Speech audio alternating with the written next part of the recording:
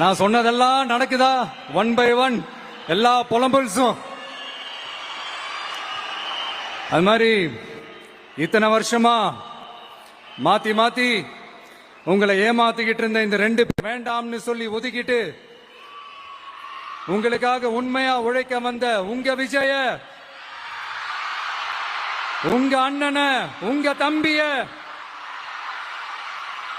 முதல் அமைச்சரா இல்ல முதல் சேவகனா ஆக்கியிருக்கிறீங்க.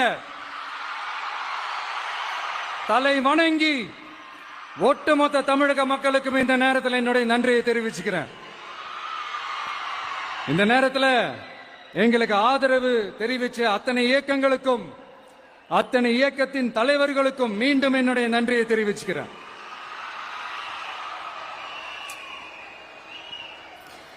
புரட்சி தலைவர் எம்ஜிஆர் அவர்களுடைய முதல் தேர்தலில் கூட இந்த அளவுக்கு ஒரு ஓட் பர்சன்டேஜ் வாங்கல அப்படின்ட்டு நிறைய பேர் சொன்னாங்க. ஆனா நீங்க டிவி கேட்க அவ்வளோ நீங்க ஆதரிச்சிருக்கிறீங்க. நான் எம்ஜிஆர் அவர்களோடலாம் நான் கம்பேர் பண்ணல. எம்ஜிஆர் தான். ஆனா நாம பெரியார், அண்ணா, எம்ஜிஆர் அவர்கள் வழியில ஒரு அன்பா உழைக்க வந்த உங்க விஜய், அவ்வளவுதான். 1977ல நீங்க போடாத ஓட்ட 2026ல நீங்க போட்டிருக்கிறீங்க. என்ன ஒண்ணு, இன்னும் கொஞ்சம் அதிகமா ஆதரிச்சிருந்தீங்கன்னா கொஞ்சம் நல்லா இருந்திருக்கும். பட் பரவாயில்ல, ஃபியூச்சர்ல வரப்போற எல்லா தேர்தலையும் உங்களுடைய முழு சப்போர்ட் என்னால வாங்க முடியும்ன்ற அந்த ஒரு நம்பிக்கை இப்போ என் மனசுல ரொம்ப ஆழமா பதிஞ்சிருக்கு.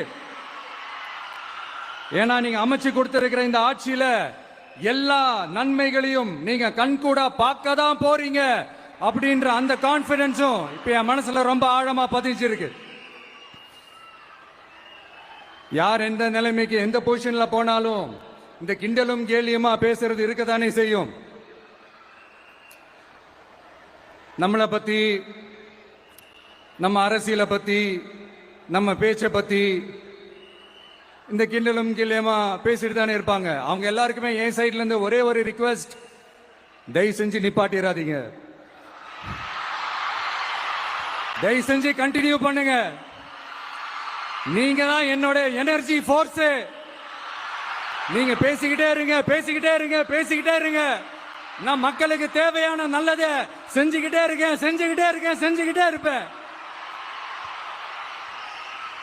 அடுத்து இப்ப நம்ம புதுசா அந்த சூட்லாம் போட்டு வரோம்ல, அதை பத்தி கூட நிறைய பேரு, ஏன் நாமெல்லாம் கோட் சூட்லாம் போடக்கூடாதா? அதிகாரம் செய்யறவங்களும் ஆதிக்க சக்திகளும் மட்டும்தான் கோட் சூட்லாம் போடணுமா? அப்பெல்லாம் எதுவுமே கிடையாது. நான் என்ன கலர் கலராவா போட்டு வரேன்? 2 கலர். நம்ம எல்லாரும் மனசு மாதிரியே பிளாக் அண்ட் ஒயிட்.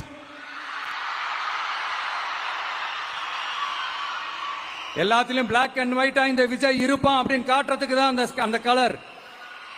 அடுத்து அந்த பிளாக் கூட யாரை குறிக்கும், எதை குறிக்கும்ன்றது நான் சொல்லிதான் தெரியணும்னு அவசியம் இல்லை. அது உங்களுக்கே நல்லா தெரியும். எல்லாத்துக்கும் இப்படி வழக்கம் சொல்லிக்கிட்டு நசன் பேசுற டைப்பும் நம்ம கிடையாது. உங்களுக்கே தெரியும், அதிகபட்சமா எல்லா மீட்டிங்களும் 20 நிமிஷம்குள்ளதான் நான் பேசியிருக்கிறேன். அதனால இப்ப மக்கள் என்கிட்ட என்ன சொல்றாங்க அப்படின்னா, இந்தப்பா விஜய், நீ எங்களுக்காக உழைக்கிறதுக்காக வந்திருக்கிற, அந்த வேலையை மட்டும் பாரு, உன்னை பத்தி பேசுறவங்கள நாங்க பாத்துக்கிறோம் அப்படின்னு சொல்லிட்டாங்க. சரி, ஆனது ஆச்சு. இப்ப என்ன, உனக்கு எதிரிகளே இல்லையா அப்படின்லாம் கேட்டா, அப்படிலாம் நான் சொல்ல மாட்டேன். அப்படிலாம் நான் நினைக்கவும் மாட்டேன். அப்படி நினைக்கவும் கூடாது. இப்பவும் சொல்றேன், அரசியல் ரீதியா சொல்றேன், 2 பேருக்கு நடுவுல தான் போட்டியே. ஒன்னு, இன்னொன்னு எஸ், ஒன்னு டிவிகே, இன்னொன்னு டிஎம்கே. இதுக்கு நடுவுல வேற யாருக்கும் எந்த வேலையும் கிடையாது. ஏதாவது இருக்குன்னு சொல்றீங்க? எலெக்ஷனுக்கு முன்னாடியும் அவங்களுக்கு ஒரு வேலையும் இல்ல. இப்ப எலெக்ஷனுக்கு அப்புறம் சுத்தம். ஆனா இந்த திமுகவும் மற்றும் பலரும் ஒன்னா சேர்ந்துகிட்டு இந்த விஜயோட ஆட்சி வந்துடக்கூடாதுன்னு சொல்லி ஒரு கூத்து ஒண்ணு பண்ணாங்களே அந்த கடைசி 5 நாள். அடாடாடாடாடா, நமக்கெல்லாம் ஓஹோ இப்படியெல்லாம் கூட நடக்குமோ என்ன கூத்துங்கிறீங்க. ஆனா ஃபியூச்சர் என்னவா இருக்கும்ன்றத மட்டும் இப்ப நான் சொல்றேன். உங்களுக்காக உண்மையா உழைக்க வந்த இந்த விஜயா இல்ல இந்த விஜயோட ஆட்சி அமைஞ்சிட கூடாதுன்னு தடுக்க நினைச்ச ஸ்டாலின் சாரா, அவ்வளவுதான். இதுக்கு நடுவுல வேற யாரும் எந்த அல்லு சில்லும் உள்ள வந்து நம்மளை தடுக்கிறதோ எதிர்க்கிறதோ ஏதாவது பண்ணாங்கன்னா நிர்வாகம் அதுக்கு பொறுப்பில்ல ராஜா, நிர்வாகம் அதுக்கு பொறுப்பில்ல. ரிசல்ட் என்னவா வரும்ன்றது அது உங்களுக்கே நல்லா தெரியும். நம்மளை ஏளனமா பேசுறதா நினைச்சு நினைச்சு அவங்களே அவங்களுக்கு ஆப்பு வச்சுக்கிறாங்க. திமுக நம்மளை தடுக்க திமுக நம்மளை எதிர்க்க திமுக நம்மளை அவமானப்படுத்த அத்தனையும் நமக்கு நன்மையே.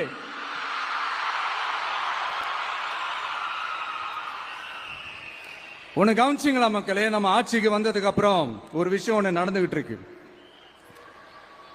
இது இந்த ஜென்சி தலைமுறையை அட்ராக்ட் பண்றதுக்காக இங்கிலீஷ் தமிழ் கலந்த அறிக்கை அது சொல்ல வந்த நினைச்சீங்களா? அந்த காமெடி எல்லாம் கிடையாது. அடுத்து இந்த ரியாலிட்டியை மறந்துட்டு இந்த ரீல்ஸ் போடுறது அது சொல்ல வந்தீங்களா? அந்த காமெடியும் கிடையாது. இது சீரியஸா ஒரு விஷயம் நடந்துகிட்டு இருக்கு. முன்னெல்லாம் சட்டசபையில யார் பேசினா நமக்கு என்ன, யார் அடிச்சுக்கிட்டா நமக்கு என்னன்னு இருந்த கூட்டம்லாம் இப்ப சட்டசபையில என்ன நடக்குது என்ன பேசிக்கிறாங்கன்றது ரொம்ப உன்னிப்பா கவனிக்கிறாங்க. கவனிச்சிங்களா? திமுக ஸ்டைலே சொல்லணும்னா ரீல்ஸ் போட்ட கூட்டம்லாம் இப்ப நியூஸ் பார்த்துக்கிட்டு இருக்கிறாங்க. அதுல நமக்கு சந்தோஷம் தான், பெருமை தான். நம்மளுடைய யங்ஸ்டர்ஸ் நம்ம பெண்கள் எல்லாம் அந்த அரசியல் என்னன்னு தெரிஞ்சுக்கணும், அந்த அரசியல் என்னன்னு புரிஞ்சுக்கணும்னு அப்படி ஒரு விழிப்புணர்வு ஏற்பட்டிருக்கு. அதுல எங்களுக்கு சந்தோஷம் தான். இதெல்லாம் யாரால நடந்திருக்கின்றது நான் சொல்லிதான் உங்களுக்கு தெரியணும்னு அவசியம் இல்ல, அது உங்களுக்கே நல்லா தெரியும். இப்படிப்பட்ட நம்ம தெய்வங்களை இப்படிப்பட்ட நம்ம மக்களை தற்குறின்றது இன்னமும் சொல்லிக்கிட்டு இருக்கிறாங்க. நான் காஞ்சிபுரத்தில் சொன்னதை தான் இங்க நான் திரும்ப ரிப்பீட் பண்றேன். நீங்க தற்குறின்னு சொன்னீங்களே, அவங்க தான் உங்களோட அரசியல் வாழ்க்கையே ஒரு கேள்விக்குறி ஆக்கி இருக்கிறாங்க. கேள்விக்குறி ஆக்கிட்டாங்க, இன்னமும் ஆக்க போறாங்க. அன்னைக்கு நான் சொன்னப்போ சிரிச்சவங்க எல்லாம் இன்னைக்கு என்ன பண்ண போறாங்களோ. உண்மையை சொன்னாதான் அந்த கூட்டத்துக்கு கசக்குமே. உண்மையில நீங்க மக்கள் மனசை புரிஞ்சு வச்சிருந்தீங்கன்னா நீங்க இப்படி மக்களை தப்பாவே பேசியிருக்க மாட்டீங்க. அது என்ன அப்புறம் அரசியல் புரிதல் இல்லாம மக்கள் நமக்கு ஓட்டு போட்டுட்டாங்களாம். இந்த கவர்ச்சியில மயங்கி மக்கள் நமக்கு ஓட்டு போட்டுட்டாங்களா? நான் என்ன சரி விடுங்க.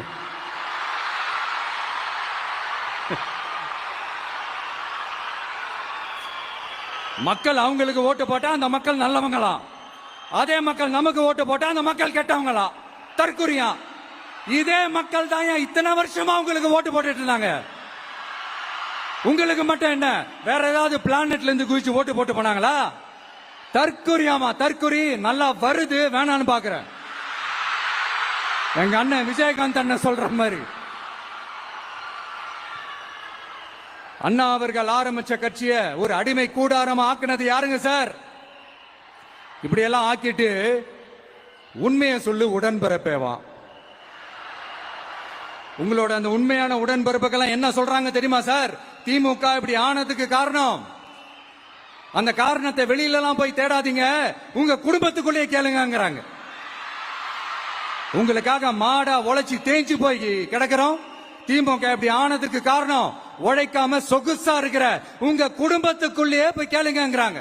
ஒவ்வொரு திமுக தொண்டனும் அதை சொல்றாங்க. அதை புரிஞ்சிக்காம நம்மளையும் நம்ம மக்களையும் தப்பா பேசிக்கிட்டு நீங்க மக்களை தப்பா பேசுனீங்கன்னா இந்த விஜய் வந்து கேள்வி கேட்பான், சும்மா இருக்க மாட்டான். இந்த விஜயும் தமிழ்நாட்டு மக்களும் வேறு வேறு இல்லை.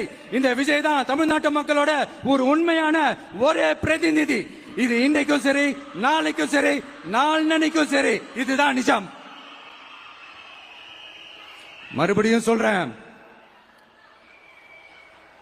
நமக்கும் மக்களுக்கும் இடையே இருக்கிற இந்த பூர்வ ஜென்ம பந்தத்தை, அந்த உறவை ஏதோ இந்த சதிகள் சூழ்ச்சிகள் பண்ணி யாராலையும் எதுவும் கெடுக்கவே முடியாது. கெடுக்க ட்ரை பண்ணீங்க. நம்ம ஆட்சிக்கெல்லாம் வரதுக்கு முன்னாடி என்ன சதிகள், என்ன சூழ்ச்சிகள், என்னென்னலாம் பண்ணி எப்படி எப்படியெல்லாம் தடுத்துடலான்னு. ஆனா இப்ப ஆட்சிக்கு வந்த இந்த சாமானிய மக்கள் ஆட்சிய நீங்க இந்த எதிர்கட்சியா இருக்கும் போது ஒண்ணு யூஸ் பண்ணுவீங்கல்ல, இந்த அறத பழைய டெக்னிக், அதெல்லாம் யூஸ் பண்ணி நம்மளையும் மக்களையும் பிரிச்சலாம்னு நினைச்சீங்கன்னா அது ஒரு காலம் நடக்காது. மக்கள்லாம் ரொம்ப தெளிவாயிட்டாங்க சார், ரொம்ப தெளிவாயிட்டாங்க. அதனால ஒரு ஆக்கப்பூர்வமான ஒரு எதிர்கட்சியா செயல்பட்டு மக்கள் மனசை வெல்ல பாருங்க. இந்த கடைசி லாஸ்ட் 1 மந்தா நடந்த ஒரு சில விஷயங்கள் உங்ககிட்ட நான் ஷேர் பண்ணணும்னு ஆசைப்படுறேன். இந்த 200 யூனிட் மின்சாரம், கட்டணமில்லா மின்சாரம் அறிவிச்சோம். அதுல ஆல்ரெடி இருந்த 100 யூனிட் திமுக கொடுத்தது கிடையாது. மேடம் ஜெயலலிதா மேடம் இருந்தப்போ செஞ்சுட்டு போனது. ஸ்டாலின் சார் பதவி போன அந்த கடுப்புல அறிக்கையா விட்டு தள்ளிக்கிட்டு இருக்கிறாரு. என்ன பண்ணீங்க உங்களுடைய ஆட்சியில? மக்கள் பணத்தை, டாஸ்மாக்ல இருந்து அடிச்ச அந்த பணத்தை, ஊழல் செஞ்ச அந்த ஃபைல க்ளோஸ் பண்றதுக்கு அலையா அலைஞ்சிங்க. ஆனா இந்த விஜய் மக்களுக்கு தொந்தரவா இருக்கிற அதே டாஸ்மாக க்ளோஸ் பண்ணா. விவசாயிகளோட அந்த கடனை தள்ளுபடி மேக்சிமம் இந்த 1 மந்த்ல என்ன செய்ய முடியுமோ அத செஞ்சான். நீங்க தான் அந்த நிதி சம்பந்தமா இருக்கிற எல்லா கேட்டையும் லாக் பண்ணி வச்சுட்டு போயிருக்கிறீங்க. அதை சரி செய்ய வேணாமா? அதை ஒழுங்குபடுத்த வேணாமா? அதனால மறுபடியும் சொல்றேன், இந்த விஜய் பொய் சொல்லி ஏமாத்துறதுக்காக அரசியலுக்கு வரல. உங்க கூடவே நிக்கிறதுக்காக மட்டும்தான் அரசியலுக்கு வந்திருக்கிறேன். அதுல எந்த மாற்று கருத்துமே கிடையாது. கவலையப்படாதீங்க விவசாய பெருமக்களே. அடுத்து இந்த சட்டம் ஒழுங்கு, அது சரியில்லை இது சரியில்லைன்னு சொல்லி திமுகவும் மற்றும் பலரும் மாறி மாறி கூவுறீங்க. நான் ஒண்ணு கேட்கிறேன், இந்த மாடல் அரசுன்னு சொல்றீங்களே, அதுல என்ன செஞ்சு வச்சுட்டு போயிருக்கீங்க? ஒரு ஊரு விடாம, ஒரு தெரு விடாம போதைப் பொருள் கலாச்சாரம் அப்படியே ஸ்ப்ரெட் ஆகி கொட்டி கிடக்குது. அது அப்பவே இனிஷியல் ஸ்டேஜ் அதை நீங்க கண்ட்ரோல் பண்ணிருந்தீங்கன்னா இத்தனை பெண் குழந்தைகளை, இத்தனை பெண்களை இழக்க வேண்டிய ஒரு சூழ்நிலை ஏற்பட்டிருக்குமா? எல்லாத்தையும் பண்ணிட்டு பழியை தூக்கி ஏன் மேல போடுறாங்க. நீங்க என்ன பழி நம்ம மேல போட்டாலும் மக்கள் நிம்மதியா வாழக்கூடிய அந்த செயலை கண்டிப்பா இந்த விஜய் செஞ்சுதான் காட்டுவான். அதுக்காக தான் எஃபிஷியன்டான போலீஸ் ஆபீசர்ஸ் நான் அப்பாயிண்ட் பண்ணியிருக்கிறேன். எஃபிஷியன்டான அந்த போலீஸ் ஆபீசர்ஸ் டீம் நான் அப்பாயிண்ட் பண்ணியிருக்கிறேன். பெண்கள் பாதுகாப்பான அந்த சிங்க பெண் காவல் படை நெக்ஸ்ட் வீக் அதை இனாகரேட் பண்ண போறோம். தப்பு செஞ்சவங்களுக்கான தண்டனை, அதுக்கான சார்ஜ் ஷீட் எல்லாமே ரொம்ப ஃபாஸ்டா, ரொம்ப ஸ்பீடா செய்யறதுக்கான அந்த வேலையை செய்ய சொல்லி இருக்கிறோம். கோர்ட்ல கூட தப்பு செஞ்சவங்களுக்கான அந்த கடுமையான தண்டனை வாங்கி கொடுக்கிறதுக்கான அந்த வேலையையும் ரொம்ப சீக்கிரமா செய்ய சொல்லி இருக்கிறோம். அதனால நீங்க என்ன பழி நம்ம மேல போட்டாலும் உண்மையா உறுதியா மக்களுக்கு தேவையான எல்லா விஷயங்களையும் இந்த விஜய் செஞ்சு தான் காட்டுவான். இப்படி எல்லாம் நம்ம சொல்றதுனால இவங்க என்ன சொல்லுவாங்க தெரியுமா? அவங்க தான் ஆட்சியிலேயே இல்லையே, அப்புறம் ஏங்க அவங்கள குறை சொல்றீங்க அப்படின்னு கேட்பாங்க. வேர்ல வெந்நிய ஊத்திட்டு போனவங்கள வெளிச்சம் போட்டு காட்டாம பின்ன வேற என்ன சொல்லுவாங்க? இதெல்லாம் மக்கள் கிட்ட நம்ம தெளிவா எடுத்து சொல்லணும் இல்லையா? அதுக்காக தான் இதெல்லாம் சொல்லிட்டு இருக்கிறேன். நாம மக்களுக்காக இவ்வளவு வேலை பார்க்கிறோம். ஆனா இவங்க அதையெல்லாம் விட்டுட்டு குதிரை பேரம் பண்றாரு, அது பண்றாரு, இது பண்றாருன்னு சொல்லிட்டு தப்பா கதையெல்லாம் அடிச்சு விட்டுக்கிட்டு இந்த தீய சக்தியும் தீந்து போன சக்தியும் அதாங்க திமுகவும் மற்றும் பலரும் ஒன்னா சேர்ந்துகிட்டு திருட்டுத்தனமா யாருக்கும் தெரியாம ஒரு ஓரமா மூலையில உட்கார்ந்துட்டு பேரம் பேசி கூட்டு சேர்ந்து ஆட்சி அமைச்சு கொள்ளையடிக்க திட்டம் போட்டாங்க. அது ஏன் தெரியுமா? உங்களோட இந்த டிவிக்கு ஆட்சி அமைஞ்சா அவங்க பொழப்பே போயிடும். அந்த கொள்ளையடிக்கிறது, லஞ்சம், ஊழல் எல்லாமே கத்தம். அதான் இந்த காரணம். அடுத்து ஸ்டாலின் சார், திமுக இப்போ தீய சக்தி மட்டும் இல்ல, மக்களை விட்டு ரொம்ப தூரமா போன தூர சக்தி, ஓர சக்தி, கோர சக்தி, பார சக்தி. நீங்க எப்போ இந்த தீந்து போன சக்தியோட நீங்க கூட்டு சேர்ந்துகிட்டு ஆட்சி அமைக்கணும்னு நினைச்சீங்களோ அப்பவே இந்த திமுக தூர்த்து போன சக்தியாகவும் ஆயிடுச்சு. நீங்களா நம்மளை பத்தி அவதூறு பேசலாமா சார்? இது நியாயமா? மக்களை இவ்வளவு பெரிய மக்கள் சக்தி நம்மளோடு இருக்கும் போது நமக்கு எதுக்கு வேற அரசியல்? எலெக்ஷன்ல 50-60 வருஷமா இருந்த சாதிய உடைச்சிருக்கிறோம், மதத்தை உடைச்சிருக்கிறோம், காசு கொடுத்து ஓட்டு வாங்கறத உடைச்சிருக்கிறோம். நாம எது செஞ்சாலும் கான்ஸ்டிடியூஷன்ல தான் செய்வோம். நாம சிங்கிள் மெஜாரிட்டி வாங்கி இருந்தாலும் நம்மள நம்பி முறையா கூட்டணியில கட்சியில ஆதரிக்க வர்றவங்களை அரவணைச்சு தான் இருப்போம். நான் இப்பவும் மீண்டும் டிக்ளேர் பண்றேன், டிவிகே ஆட்சி எந்த பாகுபாடும் இல்லாம எல்லாருக்குமான ஒரு ஆட்சியா தான் இருக்கும். அதுல எந்த மாற்றமும் கிடையாது. ஸ்டாலின் சார் மாதிரி ஊசலாட்டம் இருக்கவே இருக்காது. மத சார்பற்ற கொள்கையில சமரசமே இல்லை.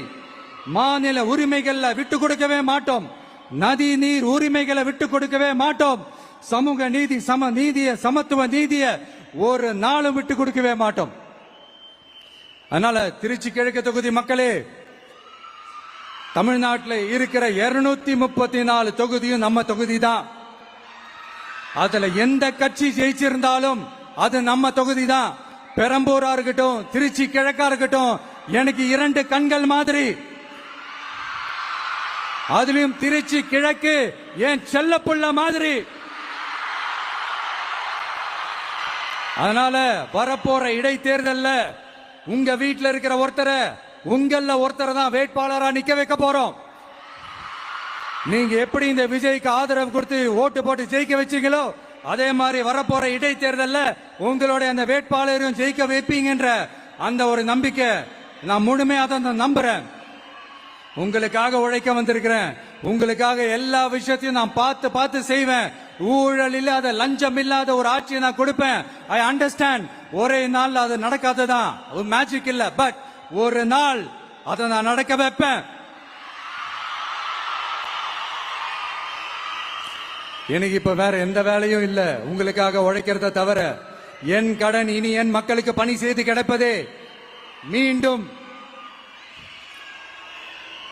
என்னை ஜெயிக்க வச்ச தமிழக மக்களுக்கும் திருச்சி கிழக்கு தொகுதி மக்களுக்கும் மீண்டும் என்னுடைய நன்றியை தெரிவிச்சுக்கிட்டு கான்பிடண்டா இருங்க, நல்லதே நடக்கும், வெற்றி நிச்சயம். மீண்டும் சந்திக்கும் வரை நன்றி, வணக்கம்.